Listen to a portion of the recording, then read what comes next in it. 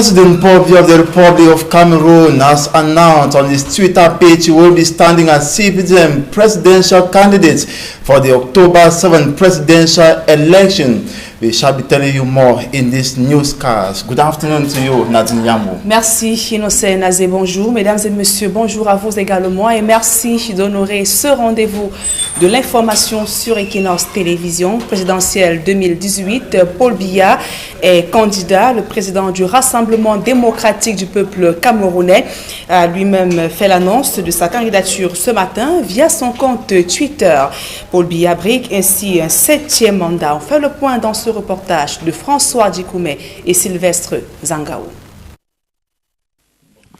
Chers compatriotes du Cameroun et de la diaspora, conscients des défis que nous devons ensemble relever pour un Cameroun encore plus uni, stable et prospère, j'accepte de répondre favorablement à vos appels pressants. Je serai votre candidat à la prochaine élection présidentielle.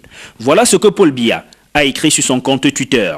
Le président du Rassemblement démocratique du peuple camerounais est donc on ne peut plus clair. Il est candidat à la présidentielle du 7 octobre prochain.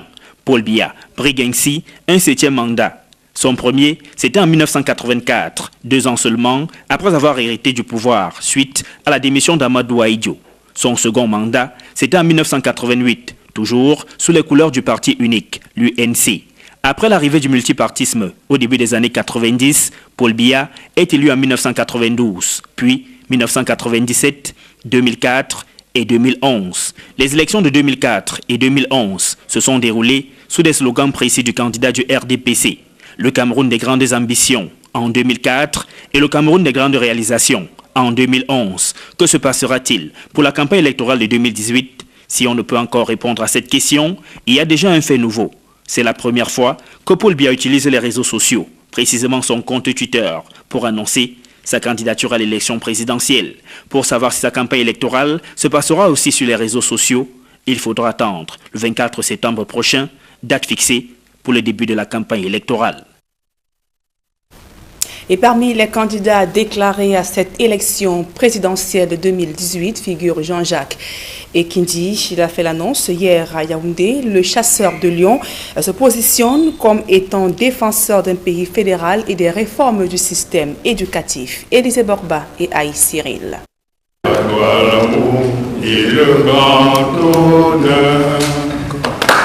Revoici Jean-Jacques Ekindi. Le coordonnateur du mouvement progressiste est candidat à la présidentielle du 7 octobre 2018 au Cameroun. J'ai l'honneur de vous déclarer que je serai candidat à l'élection présidentielle de 2018 sous la couleur du mouvement progressiste.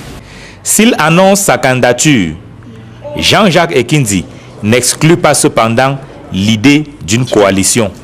Je reste néanmoins attentif à tout regroupement ou alliance présentant des chances sérieuses de réaliser les objectifs que nous avons retenus. S'il est élu président de la République, Jean-Jacques Ekindi se propose de relancer le débat sur la forme de l'État. L'État unitaire décentralisé ayant montré ses limites, le coordonnateur du mouvement progressiste promet un Cameroun fédéral à 11 États. Nous devons changer la forme de l'État et instituer le Cameroun fédéral à 11 États. 10 États fédérés correspondant aux 10 régions et un État fédéral basé à Yaoundé ayant pour territoire le Fundi. Le candidat déclaré promet également des réformes dans les secteurs de l'éducation, de la justice, de l'économie, entre autres. Sur l'enseignement et la formation, supprimer le probatoire et tous autres examens obsolètes. Sur la justice, instituer une commission justice et réhabilitation pour redresser les injustices inacceptables passées en jugement par des magistrats corrompus. Sur l'économie, investir massivement dans le réseau Internet. Face à la presse à Yaoundé, Jean-Jacques Ekindi a dévoilé les axes stratégiques de son programme. Mais le coordonnateur du mouvement progressiste doit encore matérialiser sa candidature en déposant un dossier en bonne et due forme à Elekam. Et toujours dans ce chapitre consacré à la présidentielle de 2018, sa bouche dont les partis politiques leur est à la préparation des dossiers de candidature. Et quels sont donc les éléments qui rentrent dans ce dossier? On voit tout cela dans ce reportage de François Dikoumé de Kediara. Avec la convocation du collège électoral pour les présidentielles 2018, la course à étoudi se fait plus précise et les candidats, issus de tous les bords, se préparent à déposer leur dossier de candidature dans le délai de 10 jours imposé par la loi. Mais avant d'y arriver, ils doivent remplir de nombreuses conditions, dites d'éligibilité. Entre autres, on a Emmanuel Kouadika. D'abord, être camerounais, citoyen camerounais. Ensuite, être âgé de 35 ans, au moins. Comme autre condition, il faut justifier d'une présence continue dans le territoire du Cameroun pendant 12 mois. Mais à côté de cela, il y a aussi la nécessité de ne pas être en intelligence avec un organisme indépendant ou un État étranger. Entendez par là, ne pas être dépendant à la fois sur le plan financier et intellectuel d'un organisme ou d'un État étranger. Parmi les questions qui reviennent tout le temps sur le sujet, il y a celles liées à la nationalité du candidat. Vous connaissez tous les débats sur la double nationalité, que vous ne poserez pas à Elekam, que vous poserez au Conseil constitutionnel par rapport à la Constitution du Cameroun. Pour ce qui nous concerne, pour qu'on soit éligible, il faut être citoyen camerounais. C'est tout ce que le code électoral demande. Mais aussi celle qui traite de l'âge de ce dernier. Et sur ce point, si la Constitution parle de 35 ans révolus, elle prévoit aucune limitation d'âge. Non, il n'y a pas de plafond. Jusqu'à présent, la loi n'a pas mis de plafond sur les conditions d'âge. Être âgé de 35 ans au moins. Vous savez que c'est une élection. Hein? Si les électeurs pensent qu'un individu qui a 102 ans peut porter la charge de... C'est eux qui décident, c'est les électeurs seuls qui décident. Une fois le cap de l'éligibilité passé, le candidat doit se rassurer que les éléments constitutifs du dossier de candidature soient présents afin que sa candidature ne soit pas rejetée. Parmi ceux-ci, on a une déclaration de candidature, une lettre d'investiture délivrée par son parti politique ou à défaut les 300 signatures demandées en cas de candidature indépendante. Il y a également une déclaration sur l'honneur, un extrait de l'acte de naissance, pour ne citer que cela. Ces éléments sont contenus dans le code électoral et permettent que le dossier soit complet. Puis vient l'étape de son dépôt. Il faut le déposer en double, soit au démembrement régional d'élections Cameroun, soit à la direction générale des élections, dans les 10 jours de la convocation du corps électoral. Le démembrement régional a 24 heures pour transmettre à la direction générale des élections. Au niveau de la direction générale des élections, dans les 10 jours, les dossiers sont donc transmis au conseil électoral qui les analyse et qui, à 60 jours de scrutin, publie la liste validée des candidats qui vont compétir. Dans le reste de l'actualité, le ministre de l'administration territoriale annonce le début de l'opération du plan d'urgence humanitaire en faveur des déplacés et réfugiés de la crise anglophone, annonce faite ce vendredi à Douala au cours d'un point de presse. Paul Atangandi a également visité ce vendredi un entrepôt génie militaire de Douala où sont stockés les denrées et vivres destinés aux victimes de cette crise anglophone. Cependant, Paul Atangandi n'a pas donné les différentes articulations de ce plan d'urgence sur le terrain. Comme vous le voyez en image, Paul Atangandi qui a visité ce matin un entrepôt du génie militaire de Douala où sont stockés les denrées et vivres destinés aux populations déplacées et réfugiées de la crise anglophone. Paul Atangandi a annoncé donc ce jour le début de l'opération du plan d'urgence humanitaire au cours d'un point de presse donné ce matin à Douala. Écoutons à présent ces réactions du ministre Paul Atangandi. Déployé sur le terrain, la direction de la protection civile et puis l'armée qui fait la reconstruction, ils savent comment ils vont faire, ils ont l'habitude de le faire. Ce qui était essentiel, c'est de venir pour que vous voyez qu'effectivement le plan d'action commence aujourd'hui et que le chef de l'État a mis à disposition du comité ad hoc le matériel nécessaire pour le lancement du plan d'action sur le terrain. Une rencontre au sommet de l'État est prévue ce vendredi à Yaoundé. Moussa Faki Mahamat, le président de la Commission de l'Union africaine, doit s'entretenir ce jour avec le chef de l'État, Paul Biya. Arrivé hier au Cameroun, Moussa Faki Mahamat a été accueilli à la descente d'avion par Philémon Yon, chef du gouvernement, puis s'est entretenu avec le ministre des Relations extérieures. Écoutons ce reportage de Marcelin Gansop.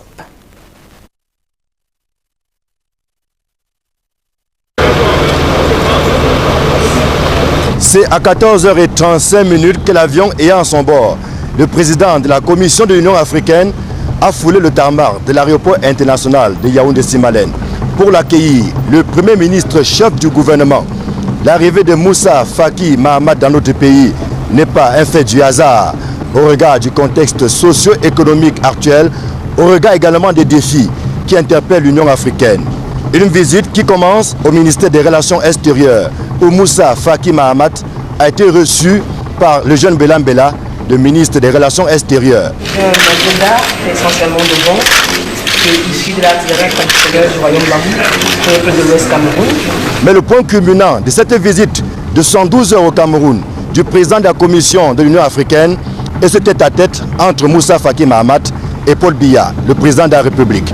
Une audience qui devrait permettre aux deux hommes de passer en revue un certain nombre de faits d'actualité majeurs sur le continent, au Cameroun, mais comme on l'a dit également par rapport même à l'avenir de l'Union africaine.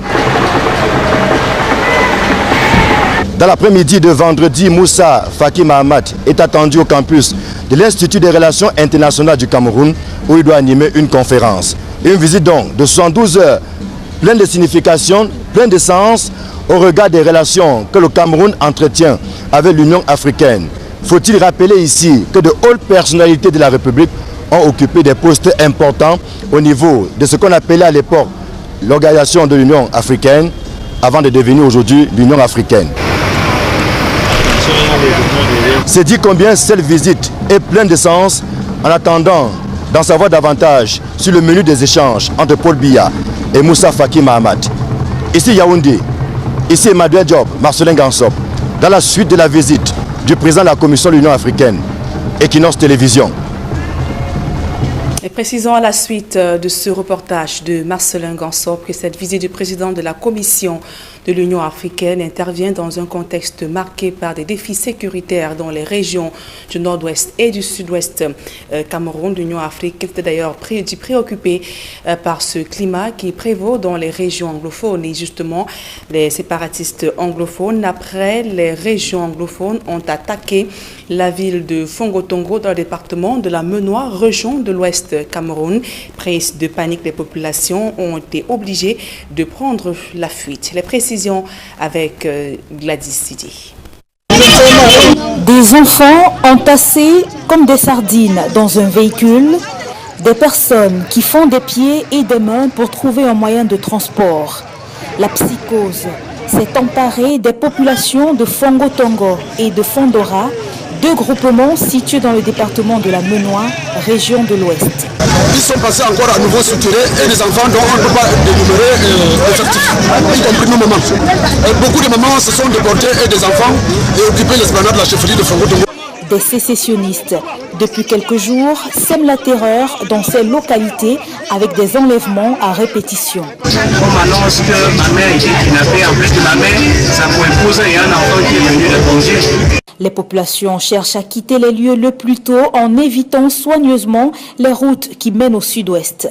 Un jeune aurait trouvé la mort après avoir reçu une balle alors qu'il se rendait dans le Lébi Alem pour assister à un culte. Les armes grondent régulièrement à Fongotongo. Des boutiques et quelques établissements scolaires ont été incendiés. Face à ce climat d'insécurité, une seule option s'offre aux populations, celle de quitter les lieux au plus vite.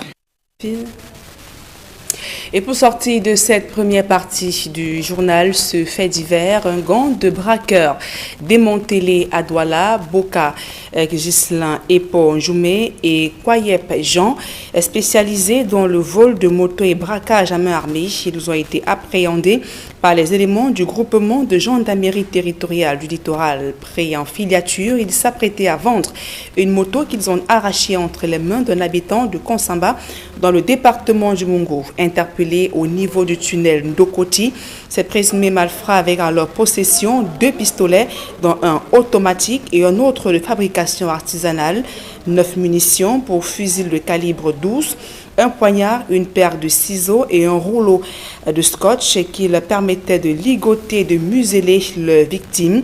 Ils sont donc détenus dans les locaux du groupement de gendarmerie territoriale et leurs complices. Courtejou.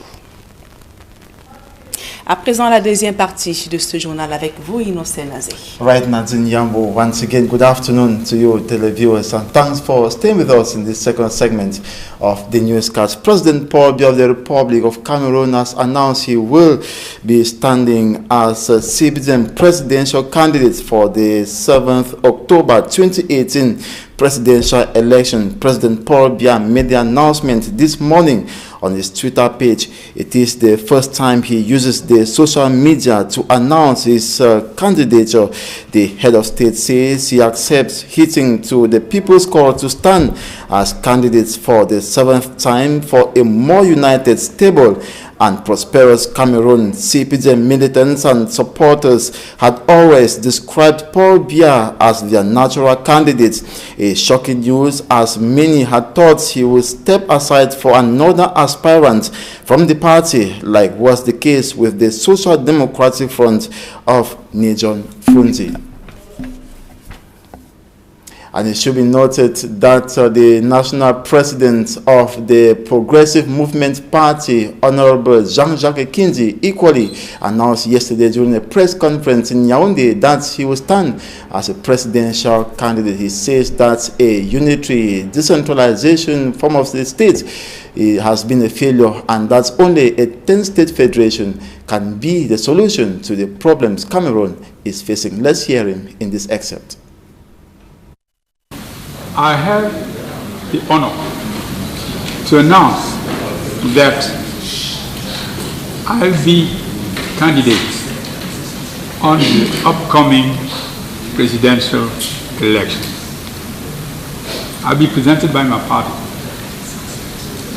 Anyway, if we find a sound alliance to make sure or to improve our chances to see our project implemented in our country, we are ready for any discussion.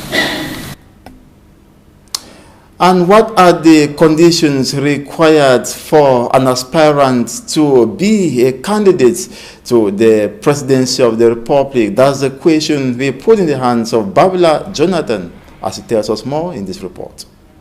Several political leaders have announced the intention to take over power, the helm of the state of Cameroon, come 7 August 2018. But only those who will meet the conditions of eligibility enshrined in the electoral code will be able to run the electoral race to the Unity Palace. Être Camerounais. They should be Cameroonians by birth, at least 35 years old, and should show proof of having resided in Cameroon for an uninterrupted period of at least 12 months. They should not be in a situation of dependence or connivance with a foreign person, organization, power, or another country. Un État étranger. And for a candidate file to be validated by the Electoral Council of Elections Cameroon, it must contain authentic copies of all required documents. The candidacy must be filed within the time limit prescribed by the law. Il faut le déposer en double. It has to be filed in 2 copies, either at an ELECAM regional branch office or at the head office within 10 days from the day the election date is announced. The regional office has 24 hours to transmit the files to the head office where they will be examined. The head office sends the files to the Electoral Council, which will then publish the list of candidates 60 days before the election. Les candidats qui vont compétir. The President of the Republic of Cameroon is elected for a renewable term of office of 7 years by universal suffrage and by direct, equal, and secret ballot. The single-round majority ballot takes place no less than 20 days and no more than 50 days before the expiry of the term of office of the incumbent. The office of the President of the Republic is incompatible with any other public elective office or professional activity.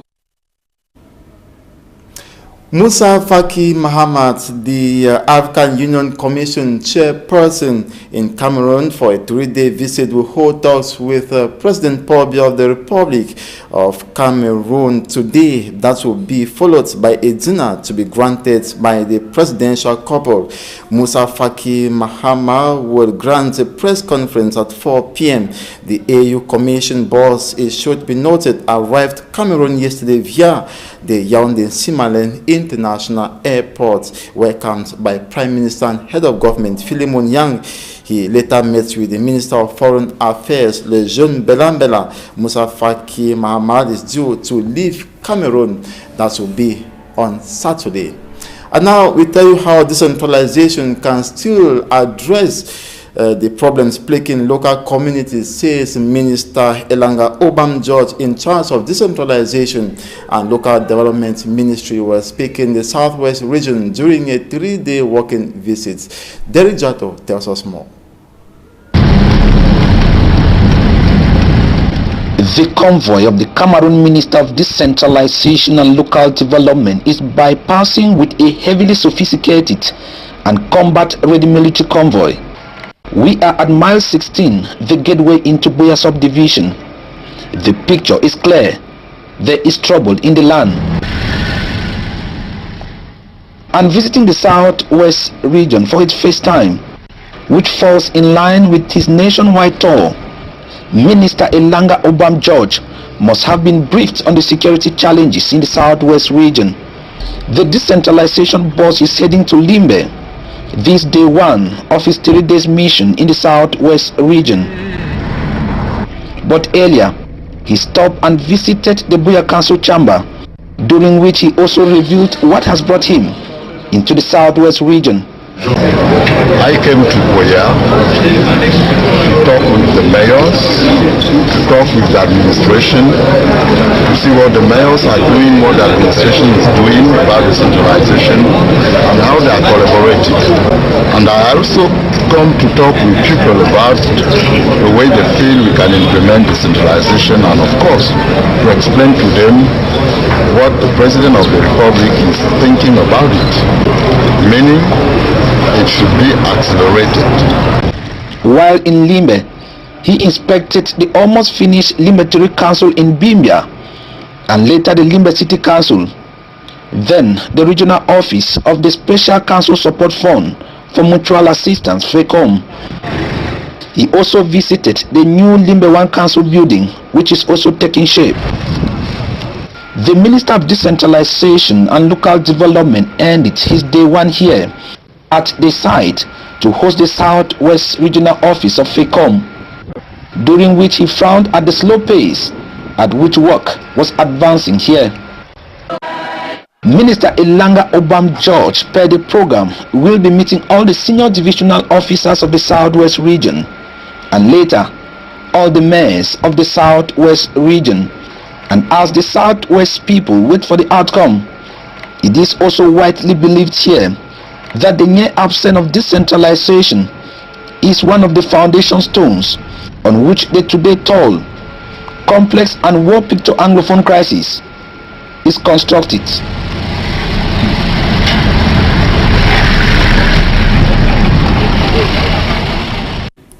And in relation to that, the head of the communication unit of the Ministry of Defense has confirmed the killing of what he called 6 secessionists in Kumba. Colonel Bajek said they were neutralized in an attempt to intercept the convoy transporting the Minister of Defense, Minister Joseph Beti Asumo, and his delegation who were traveling to Kumba. Thursday, they were attacked by the armed separatist fighters, however, did not disrupt the ministerial convoy.